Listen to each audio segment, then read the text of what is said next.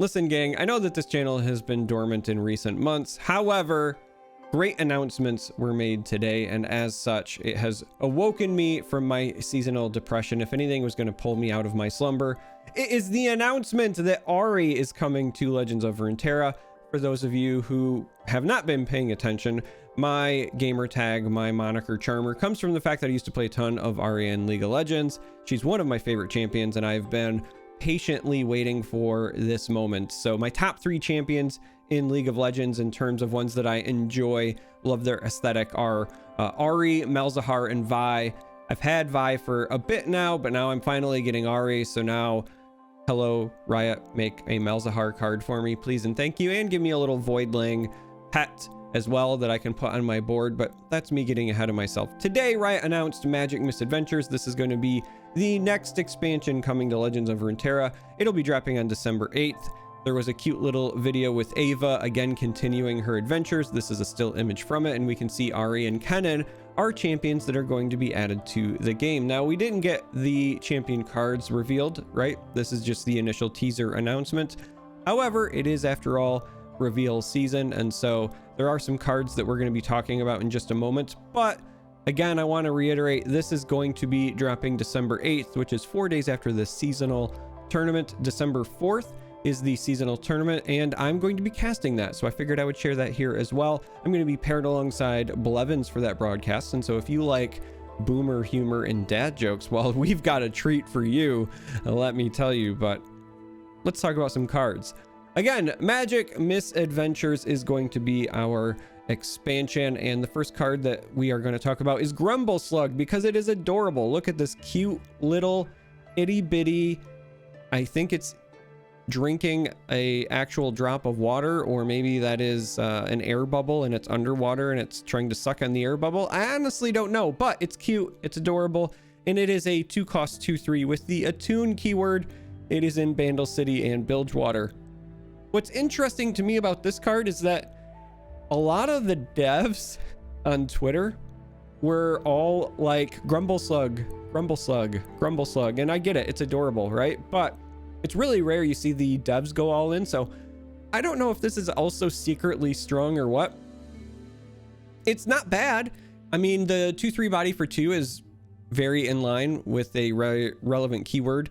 Excuse me, attune is obviously something that you want in something like a Nami deck, and in Bilgewater style decks, for example, you might also want to be using the attune keyword to power up some spells to keep your fizz alive, etc., etc. That being said, this isn't the kind of card that I look at this and I say, oh my god, this is absolutely broken, but a lot of devs were very all in on this, so kind of keep your eye on this. I think it's playable. I think that it will find a home or two. I just personally, like, I look at this and then I immediately think like of Eye of the Dragon, for example, where Eye of the Dragon is a 2-cost 1/3, but it has attune and a very relevant ability. And so yes, this does have the dual region art going for it. That is very relevant. So Bilgewater or Bandle City, and it could potentially help with tree decks, for example, things like that. But just kind of overall, I think this is one to watch, because it's rare that I see so many devs championing a card like this after it has been revealed. Now, the next card that we're going to talk about is Yordle Captain, and oh boy, this is a very divisive card, because I have seen everything from this card is garbage to this card is broken on my Twitter feed so far today, and I think I fall somewhere in the middle. So Yordle Captain is a 4-cost 4/4 with the Yordle tag. It is only in Bandle City. However, it does say when you summon another ally with equal or less power than me, grant it +1/+1. Now, this is really important for a number of reasons. First, it is when you summon, so all of these kind of Bandle City effects where you're going to add another body to the board, they will trigger with Yordle Captain. Yordle Captain does allow you to do some pretty neat things where maybe you play Yordle Captain and then you play Von Yip to help Von Yip out with the survivability, and then Von Yip then turns around and helps you buff even further some 1-drops, for example, because you'll get the bonus from Von Yip and from Yordle Captain. Do I think that's a good deck? Absolutely not. Is it something that I'm going to try? You betcha, because it's going to be cheeky and fun. But I think that I mentioned the Von Yip thing because comparatively, this card feels much better. Von Yip is a card that has worse stats, and granted, it gets a bigger buff, but it's also a more restrictive buff, right? So yes, Von Yip grants that +2/+2, but it's only to 1-drops, and Von Yip is also much smaller and easier to kill. Meanwhile, here with Yordle Captain, you get the Yordle keyword, which is not irrelevant. You get the 4/4 body, so it's going to be kind of difficult to kill with just direct damage. The 4 attack is super relevant. I'm actually kind of shocked that this is not a 3/4, because traditionally when you're looking at a 4-drop, your kind of base stat line, if you will, is something like either a 4/5 or a 5/4. And if you are counting this to get you at least 1 trigger, well, this is kind of like a 4-cost 5/5 if you get even just a single summon. But even more importantly, I would expect it to be on the power side of things, because this is going to trigger on allies with power that are less than or equal. And that's really relevant when you're playing decks like Poppy, for example. And so if you want to give yourself a 4-drop that's not Poppy but helps that game plan, well, Yordle Captain's looking an awful lot like an option there, because that's a very attractive card. Now, it gets even crazier when, again, you start combining it with anything that is creating units for you, because it is on summon. And so when you start factoring in all of these things, Yordle Captain is potentially very, very strong. I think that it's going to absolutely find a home in certain Bandle City Swarm decks. Anything where you were probably running Poppy with the Bandle City region, you're probably going to want to at least consider Yordle Captain. What I think about is Lecturer. I think Lecturer is still better in burn decks, but decks where you were running Lecturer just because it was a great body, for example, you might now actually consider Yordle Captain as that other 4-drop instead, just because I think you get more direct synergy with the units. But again, kind of hard to tell, because Lecturer is also really, really strong and kind of busted. So I don't know. We'll have to wait and see. Yordle Captain will see play though, and I think that we are just kind of on the tip of the iceberg for what we can use and abuse with Yordle Captain, because I want to talk about the last card, which is Minion. Yes, Minion is in, just like the little caster minion from League of Legends, it finally has its own card. Now I kind of want to see like melee minions and Kennen minions and whatever added as well. But Minion is a 2-cost 2/1. It is in both Bandle City and Shadow Isles, and it says last breath, create a copy of me in hand at round end. So obviously this is a card that is going to keep coming back, kind of fits that Shadow Isles theme. It is a card that's creating other cards, and so that also kind of fits that Bandle City theme. This is something that could receive buffs from Yordle Captain, so they kind of go hand in hand. But for me, the real thing here is that this is a great potential chump blocker. I don't know that you want it over, say, Hapless Aristocrat, because this still doesn't let you block fearsome units, and it's a much greater mana investment. Aristocrat is just a 1-cost, and it chump blocks twice, so it's very efficient in that regard. But the fact that Minion is a 2/1, meaning it only needs 1 sort of buff, Yordle Captain, to get to the point where it's a recurring blocker for fearsome units is very relevant.